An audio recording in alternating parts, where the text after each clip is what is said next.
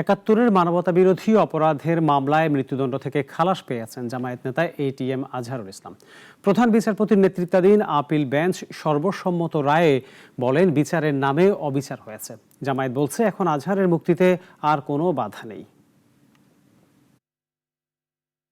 একাত্তরের মানবতাবিরোধী অপরাধের মামলায় জামায়াত বিএনপির ৬ নেতার ফাঁসি কার্যকর হলেও এটিএম আজহারের মামলার শুনানির আগ্রহ দেখায়নি তৎকালীন আওয়ামী লীগ সরকার।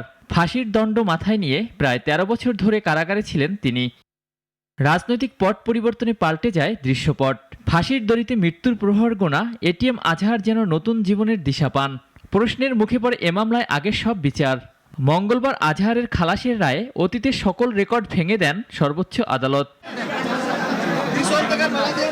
সর্বসম্মতিক্রমে দেয়া এই রায়ে বলা হয়, সাক্ষ্য প্রমাণ পর্যালোচনা না করে আজহারের মৃত্যুদণ্ড বহাল রেখেছিল তৎকালীন আপিল বিভাগ।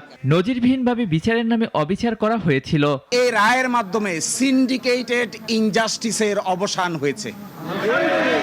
আমরা এটাও মনে করি, এই রায় ঘোষণার মধ্য দিয়ে বাংলাদেশের আদালতের মর্যাদা সমুন্নত হয়েছে। গণ অভ্যুত্থানে সংগঠিত মানবতাবিরোধী অপরাধের বিচার আন্তর্জাতিক মানের করতে এই রায় সহায়ক হবে জানান রাষ্ট্রপক্ষ।